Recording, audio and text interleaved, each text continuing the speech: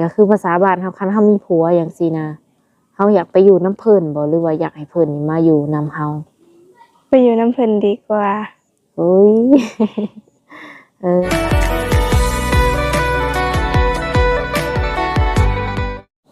โดยสบายดีสบายดีสบายดีสาวโสดหน้าใหม่ทุกคนเลยวันนี้ก็มาถ่ายอยู่ทงไฮทงหน้าเนาะน้องละเลย โดยก่อนอื่นคือเองก็มาเป็นครั้งแรกหั่นแหละเนาะก็ขออนุญาตถามข้อมูลของน้องก่อนตัวใดที่ว่าตอบได้ก็ตอบเนาะขออนุญาตถามชื่อแนวใดชื่อกิฟเลยอายุจักปีปัจจุบัน18 ปีโดยยังเรียนบ่หรือว่าเฮ็ดงานแล้วตอนนี้เรียนอยู่อ๋อโดยใกล้สิจบแล้วบ่น้องละเลยเป็นแนวใดผ่านมาเคยแบบว่ามีคู่มีคิงอยู่บ่เคยอันนี้นี่เป็นครั้งแรกบ่เลยที่ว่าสิเปิดใจหาคู่แล้วว่าน้องลำมื้อนี้เลยโดยมีแบบว่าสเปคผู้ชายที่ว่าตั้งไว้อยู่บ่มักผู้ชายแบบใดจังซี่นะคนหล่อบ่คนสูงคนขาวบ่หรือว่ามักแบบใดเอาใหม่นะหมายถึงว่าน้องหลามักผู้ชายแบบใดลองว่าออกมาก่อน มักคนแบบไหนคนสูงกว่าบ่หรือว่าเตี้ยหรือว่าได้ก็ได้ก็ได้บ่แท้บ่เลยน้องหลาเพิ่นเปิดใจครั้งแรกแล้วทุกคนก็สิแบบว่าอายแน่จักหน่อยแม่นบ่น้องหลาเลยอยู่บ่แล้วความรู้สึกตื่นเต้นอยู่บ่ตื่นเต้นก่อนที่สิมาเปิดใจนี่เป็นแนวใดซะเฮาเห็นคลิปหรือว่าหมู่คู่แนะนำมาหมู่คู่แนะนำมาคิดดนบ่จังออกมาเปิดใจได้โดนเติบเป็นหยัง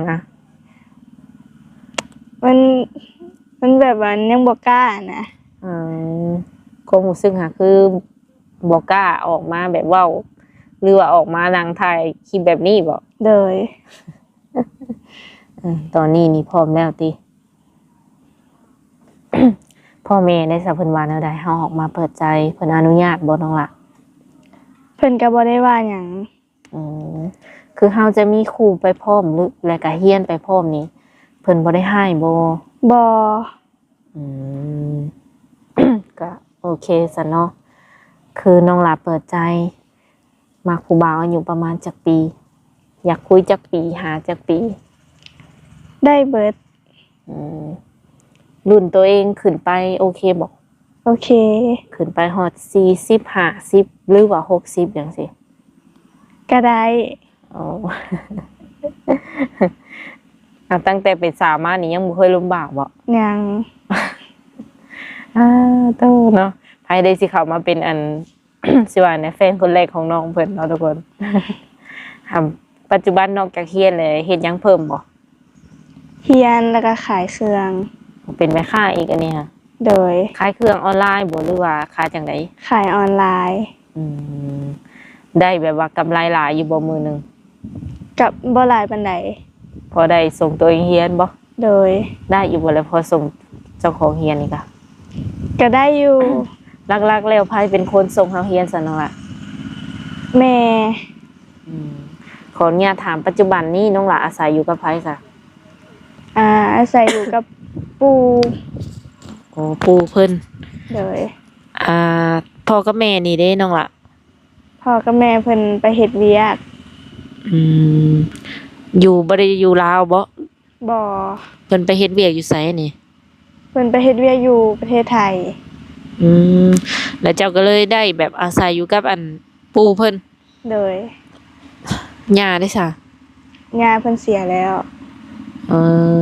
อยู่กันจักคนนอกจากปู่แล้วมีไผอีกแน่อยู่กัน3คนมีไผมีน้องมีข่อยแล้วก็มีปู่นั่นแหละ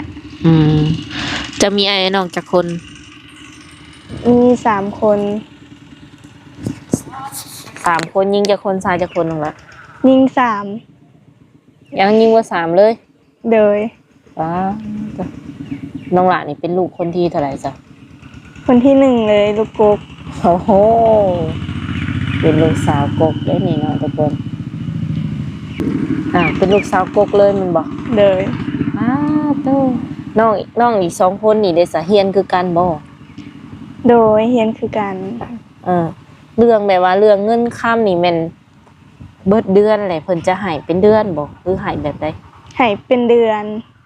พ่อแม่ส่งมาให้นะ โดย เดือนนึงเดือนหนึ่งนี่น้องหละใส่เงินประมาณจักพัน ประมาณ200-300เดือนหนึ่ง โดย เอาคือประหยัดแทนน้องหละ เอามันใช้จ่ายบ่ได้แพงปานใด เออ พาโตเนาะค่าใช้จ่ายน้องเพิ่นนี่ถือว่าน้อยสุดเท่าที่ว่า เคยสัมภาษณ์สาวโสดมา อืมต้องแบบว่าใส่ประหยัดบ่หรือว่ามันก็ธรรมดา ธรรมดา พอแต่บ่ได้มีหยังแบบใช้จ่ายหลาย โดย ถ้ามีเวียกหยังก็ใช้หลายนิดหน่อยหนึง เออจาก300 บาทเนาะขึ้นมาเป็นจักร้อยบาท 1,000-2,000 โอ้โห อ่าเออก็ถือว่าใส่หน่อยอะไรเนาะดีเฮาขายเครื่องเนาะก็มีเงินเก็บเงินโฮมเป็นของตัวเองอยู่บ่ หนี โอ้เก่งแท้ ตอนนี้นี่โฮมได้ยังแน่แล้วจากการขายเครื่องเปิดรางพาหนะมีแล้วบ่ มีแล้ว เอ้าคือเก่งแท้น้องล่ะ ได้จากการขายเครื่องบ่ โดย เออเก่งเนาะอายุสำนี้นี่ถือว่าเก่งได้เพราะว่าฮู้จักทำมาหากินเนาะแล้วก็ฮู้จักสิว่าในเก็บเงินเก็บคำคือน้องหลาเปิดใจนี่เปิดใจแบบใดหาคนคุยนี่บ่หรือว่าอยากสร้างครอบครัวเลย หาคนคุย อ๋อ 18 ปีเนาะอยากสร้างครอบครัวตอนอายุจักปี ประมาณ20ปลายปี อืมแสดงว่าเป็นแฟนกันไปก่อนบ่ โดย ที่ว่าการเป็นแฟนกันนี่สามารถไปมาหากันได้บ่ ได้ อืม โดยคือถ่าย FC เอื้อยเห็นเจ้าเนาะและเพิ่นอยากมาเห็นตัวจริงหั่นนะน้องละสะดวกบ่ ก็ได้ ให้มาหา เลย มาแบบว่าสิว่าไหนมาแบบเซอร์ไพรส์ก็ได้บ่แบบปุ๊บปั๊บโดยที่บ่ต้องนัดเจ้าหั่นนะ ต้องนัดก่อน เออเป็นอะไรบ่บ้างนะ โดย อืมต้องนัดก่อนเพิ่นว่าซั่นเนาะถามมาแบบปุ๊บปั๊บนี่คือจะบ่พอเลยบ่ โดย ปกติมักอยู่เฮือนบ่หรือว่ามักไปไสซะ อยู่เคือนแล้วก็ไปเฮ็ดเวียก เฮ็ดเวียกอยู่ไสน้องล่ะ ไปเฮ็ดเวียกซอยป้า อ๋อยันว่าเฮ็ดหับงานอีหยังหับจ็อบหับหยังอีกนะ บ่มี ไปเฮ็ดซอยป้าซื่อ โดย ๆอืม คือการขายออนไลน์นี่ได้สับแบบว่ากับเมื่อยอยู่บ่ บ่เมื่อยปานใด อืมเมื่อยกับม่วนเนี่ยอันได้มาก่อน เมื่อย แต่ก็ภูมิใจเนาะ โดย ทรงสิภูมิใจซาเอ่ยเบิ่งแบบว่าหาเงินโดยตนเองน่ะทรงสิภูมิใจพ่อกับแม่เพิ่นก็ถือว่าฝากให้ก็แบบว่าตามที่เจ้าต้องการเลยบ่ โดย หรือว่าเพิ่นกำหนดสำนัก ตามที่ต้องการ อ๋อเดือนหนึ่งค่าใช้จ่ายรายโบกับเพิ่นก็โทรหา หรือว่าติดต่อหากันตลอดบ่ โดย คือแบบว่าสิว่าในพอเฒ่าพ่อก็บ่อยู่เฒ่าแม่ก็บ่อยู่เนาะจักปีซะเพิ่นจังได้มาเยี่ยมเฮาก ะโดนเติบ อืม ประมาณปี2ปีเพิ่นเก็บเงินได้เพิ่นก็มา โดยพ่อกับแม่อายุประมาณเท่าไหร่ตอนนี้ ตอนนี้แม่อายุ45ส่วนพ่ออายุ46ปี อืมเพิ่นก็ยังหนุ่มอยู่เนาะโดยและผู้ชายที่สิเข้ามานี่เป็นพ่อห้างพ่อหมายเนาะหรือว่ามีลูกติดน้องหลารับได้บ่ ครับได้ แล้วก็ส่วนหนุ่มๆที่ว่าอายุหลายจังซี่นะอีกอย่างน้องนี่บ่เคยมีแฟนเลยหั่นน่ะ โดย สมมุติว่าได้เป็นแฟนกับคนที่ว่าอายุหลาย หรือว่าสิว่าไงห้องแบบใดอายุหลายหรือว่าเฒ่ากว่าเฮาจังซี่นะ โดย คิดว่าสิบ่อายคนบ่ มันแล้วแต่ใจเฮาเนาะเฮามักแบบใดเฮาก็เลือกแบบนั้น คันสมมุติว่าเฮามักแล้วเลยย่างไปหันไปนี่แล้วหมู่เว้าใส่ว่าบ่สมกันจังซี่นะเมียบ่แม่นเมียซะผู้สาวพันน้อยผู้บ่าวพันอายุหลายจังซี่นะ โดย สิบ่เปลี่ยนใจจากเพิ่นบ่ บ่ ถือว่าหนักแน่นพอสมควรคันแม่นเลือกแล้วนี่คนสิเว้าจังไดก็แล้วแต่ โดย คือข่อยมักอยู่หั่น โดย รายการเลือกคู่นี่เฮาเป็นคนเลือกเองบ่หรือว่าต้องผ่านพ่อผ่านแม่ให้พ่อให้แม่สแกนให้ เฮาต้องเลือกเอง คันเจ้ามักก็คือพ่อแม่ก็สิมักนำบ่ โดย อันในความคิดของน้องนะ โดย โดยปัจจุบันนี้ก็คือนอกจากขายเครื่องแล้วมักไปหลินไปเที่ยวอยู่บ่เจ้าค่ะ ไปอยู่ ไปทุกมื้อเลย บ่ ส่วนหลายจะไปหลินแบบใดเป็นเสียอยู่ห้านอยู่หยังบ่หรือว่าแนวใด ไปเลินแบบอยู่ห้านไปเลินกับหมู่ หมู่คู่ก็หลายอยู่บ่น้องละ หลายอยู่ ผู้หญิงผู้ชายมีเบิดบ่ โดย หมู่คู่ก็อยากหลายแน่เพราะว่าเพิ่นก็ยังน้อยอยู่เนาะทุกคนที่นี่น้องหลานี่เป็นลูกสาวกุ๊กมื้อหน้ามื้อในคันว่ามีสามีเนาะเอาง่ายๆก็คือภาษาบ้านเฮาคันเฮามีผัวจังซี่นะเฮาอยากไปอยู่นำเพิ่นบ่หรือว่าอยากให้เพิ่นนี่มาอยู่นำเฮา ไปอยู่น้ำเพิ่นดีกว่า เฮ้ย อยากไปอยู่น้ำเพิ่นได้ทุกคนใกล้ๆก็ไปอยู่ได้บ่น้องล่ะ ได้ ต่างประเทศเคยไปบ่ซะ เคย บ่จะเคยไปแล้ว โดย จะไปประเทศหยังน้องล่ะ ไปอันเทศจีน เป็นอะไรคือได้ไปไกลฮอดพุ่น แม่พาไปเที่ยว โอ้ ได้ไปเที่ยวฮอดประเทศจีนได้ทุกคนเลยอเมริกานี่ได้เคยไปอยู่บ่ บ่ สูงมันแม่นสูงสักไกลสุดนี่ได้ไปฮอดประเทศจีนแล้ว เลย น้องหล่ะก็เว้าเป็นบ่ภาษาจีนนี่ บ่ หรือไปแบบได้สไปแบบแม่เพิ่นแปลให้บ่ เลย แม่เจ้าเป็นคนจีนบ่ บ่เพิ่นเคยเรียนมา เออ แล้วแม่เพิ่นก็เป็นคนนั้นพาไป เล พ่อย ก็เป็นคือกันบ่ บ่ เคยไปฮอดพุ่นแล้วเนาะแลคันสมมุติว่ามีสามีเป็นคนไทยก็สิไปอยู่ฝั่งไทยนำเพิ่น เลย หรือว่าอยู่อเมริกาจังซี่นะก็สิไปอยู่บ่แหละ ไป โอ้หักขั้นให้เรียนภาษาเพิ่มนี่ก็คือสิบ่ยากบ่ บ่ยาก ไปอยู่ไกลปานนั้นนี่ต้องได้เรียนภาษาเพิ่มแน่เนาะ เลย ถ้าเฮาไปนี่ปู่ได้สอนน้องหลาเพิ่นสิอยู่กับไผ อ่า อยู่ผู้เดียวแล้วมั้ง อยู่ผู้เดียวนั่นบ่แล้วก็สิอยู่ว่าแหละผู้เดียว บ่น่า เพิ่นก็ต้องอยากให้ลูกให้หลานอยู่นำเนาะ เลยอาจสิเอาเพิ่นไปอยู่นำ สิว่าในคือน้องเจ้าอีก2คนนี่ก็อยู่นํกันแล้วว่ะ โดย แบบว่าให้น้อง2คนนั่นอยู่นำเพิ่นบ่ได้บ่สมมุติว่าเจ้าไปเลย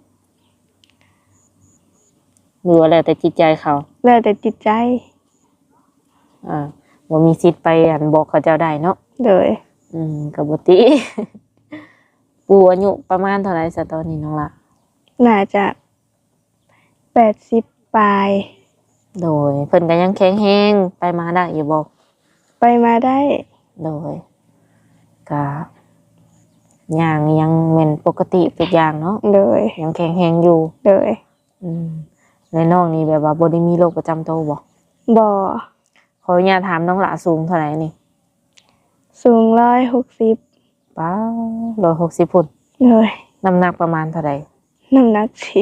40 พอดีเป็นตาแพงได้นี่เนาะ หากเบิ่งนี่เป็นคนที่ว่ามักแต่งหน้าแต่งตาอยู่บ่ มักแต่งอยู่ แต่ว่ามื้อนี้เด้อซะ มื้อนี้มันก็ทันหัน บ่ได้แต่ง มื้อนี้นี่หน้าสดเลยบ่ โดย โชคดี FC เอ่ยเนาะได้เห็นหน้าสดเลย ขนาดบ่แต่งยังซ้ำนี้เด้อ FC เด้อเนาะ คันแต่งนี่สิเป็นตะแพงสำใดอันนี้ยังบ่ฮู้คือกัน มันฟ้าบ่ โดย ได้ออกมาเลย โดย ก็คือบ่ได้แม้แต่รีบก็ยังบ่ทานนั่นนี่เนาะ เอองามเนาะขนาดว่าหน้าสุดก็ยังงามเลยแหละผ่าน โอเค ในใจแบบว่าถามมี FC มาอะไรอยากไปหลินไปเที่ยวอยู่ซ้ายบ่เนาะ อยู่ใส่ก็ได้ คันเพิ่นให้ไปนำก็สิไปบ่ โดย เคยไปหลินบนที่ว่ามันไกลๆจากบ้านอยู่บ่ล่ะ เคย อย่างเช่น แข่งข้อมูล มักไปหลินบ่เจ้าก็ไปหลินแบบสถานที่งามๆแบบภูเขาน้ำตกอีกอย่างสิมักบ่ มาก บ่ได้เมารถบ่ บ่ โอ้เก่งเนาะไปแบบไกลก็ได้แบบบ่มีหมอกมีเมาอีกนะรถนี่แม่นบ่ โดย เออ คันว่าฝั่งไทยได้สะดวกไปบ่ ไป มีบัตรมีเบอร์เรียบร้อย โดย มีพาสปอร์ตอันที่ว่าข้ามด่านข้ามหยังหั้นได้ โดย แม่เฮ็ดไว้ให้บ่ โดย โอ้ บ่ธรรมดาซะนะ สามารถไปลินได้เคยไปแล้วบ่ทะเลซะ เคย แล้วบอกได้ก็เคยไปเลย FC สิพาไปลินไสบัดนี่เนาะน้องเพิ่นเคยไปเบิดเลยอยู่หม่องใดคือที่ว่าเฮายังบ่ทันเคยไปอยู่ฝั่งไทย กหลายอยู่ อันดับแรกนี่แม่นทะเลนี่เรียบร้อยแล้ว อยู่เฮือนเนาะไผเป็นคนเฮ็ดอยู่เฮ็ดกินให้ปู่ให้หยังให้น้องให้นุ่ง น้องเองเฮ็ดเองเบิด ทุกอย่าง โดย นึ่งข้าวปลาไผ่นี่เป็นเบิดบ่ โดย ซักเครื่องในซั่นว่า ซักเครื่องกับซักเอง ซักมือบ่หรือว่าซักตู้ซักผ้าแล้วตอนนี้ ซักตู้ซักผ้า ก็แม่นเครื่องปูเครื่องหยังนี่น้องเป็นคนนั่นเบิ่งให้เพิ่นเบิดเลยบ่ โดย อ๋อน้องอีก2คนเด้ซะ น้องอีก2คนก็ซอยเวียกอยู่ เพิ่นซักเองบ่เครื่องเพิ่น โดย ใครอยู่ซั่นเนาะแล้วมีแต่ว่าดูแลอันปูซื่อๆเนาะเจ้าเนาะ โดย แล้วเรื่องกับข้าวกับน้ำนี่เฮ็ดแบบอาหารประเภทใดแบบถนัดสุด พวกขัวพวกลาบสินะ ได้เบิดแม่นบ่ โดยได้เบิด มักแบบรสจัดบ่หรือว่าจืดๆเฮามากิน รสจัด ถือว่าเก่งได้ซะเนาะเท่าที่เฮาถามมานี่ถือว่าน้องก็พอในระดับหนึ่งเรื่องการเฮ็ดอยู่ครัวกิน เป็นเกือบว่าสิเบิดทุกอย่างบ่ โดย คันว่ามีสามีแล้วเพิ่นบ่มักรสจัดนี่เฮ็ดรสจืดให้ก็ได้บ่ ได้ โดยคัน FC เอ้ยได้ซะเพิ่นอยากโทรมาหาน้องเนาะเพิ่นสามารถโทรมาได้ทางใด โทรมาในไลน์ โทรมาได้ทางใน LINE โดย เบอร์โทรได้ซะน้องว่าให้บ่ ให้ โอเคเฟซ เฟซก็ได้ สรุปแล้วนี่เพิ่นแจ้งให้เบิดทุกอย่างซะเนาะทางเฟซ LINE แล้วก็เบอร์โทร โดย ว่างรับสายเพิ่นอยู่บ่ ถ้าว่างก็สิหับอยู่ ช่วงไหนฉันน้องว่างค่ะ จะแม่นช่วงกลางคืนอ่ะ แบบกลางคืนนี่จะบ่ได้รับออเดอร์หรือว่าขายเครื่องหรอบ่ โดย กลางเว้นจังซี่ได้โทรมาแบบวิดีโอคอลยังบ่ได้บ่ บ่ได้ค่าเวียกเนาะ แพ็คเครื่องขายเครื่องสิบ่ โดย โพสต์รูปโพสต์ห้อยนั่นแหละเนาะ โดย หรือว่าขายแบบไลฟ์สดนี่บ่ ขายแบบโพสต์รูปเอา อ๋อ แต่ละมื้อก็สิใช้เวลาอยู่กับโทรศัพท์ แต่ก็สิบ่ได้โทรเนาะ โดย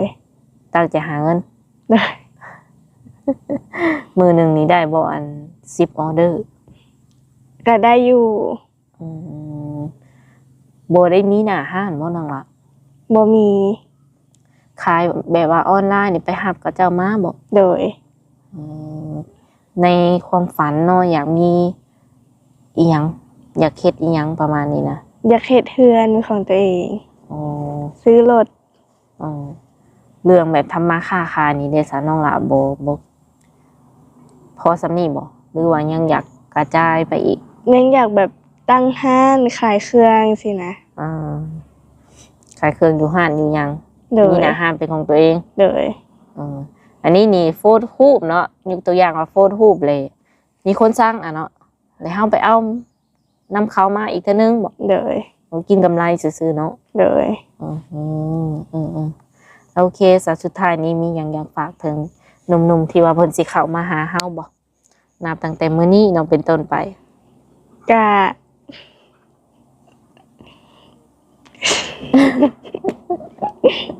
บอกครั้งเถอะ หมู่มาจอบเลยอ้ายเลย อ่า เอาลืม ลืมสิ เอาตัวอะไร บ่ถามว่าสุดท้ายนี้น้องหลามีหยังอยากฝากถึงแบบผู้บ่าวหรือว่าหนุ่มๆที่ว่าเพิ่นสิเข้ามาจีบเจ้าบ่สมมุติว่าเพิ่นเบิ่งเจ้าอยู่เพิ่นเจ้านี่อยากบอกหยังกับเพิ่น เอากระชักเถอะ บ่จักสิว่าเพิ่นเลย บ่เป็นหยังก็สิเคินเนี่ยจักหน่อยเนาะเพราะว่าเปิดจากครั้งแรกเลยแม่นบ่ โดย โอ้นั่นแหละก็ฝาก FC เอื้อยไว้ในอ้อมอกอ้อมใจเด้อคันว่าเพิ่นทักมาก็ตอบเพิ่นแน่เนาะตอบบ่ตอบน้อยก็ตอบหลายหั้นแหละ โดย คันบ่มักก็คือบอกเพิ่นได้เพิ่นโอเคเพิ่นเข้าใจ โดย โอเคสำหรับคลิปนี้สาวบุญเปียงรายการน้อง กีบ น้องจิ๊บจะได้ขอตัวโจไว้ก่อนเด้อสบายดี สวัสดี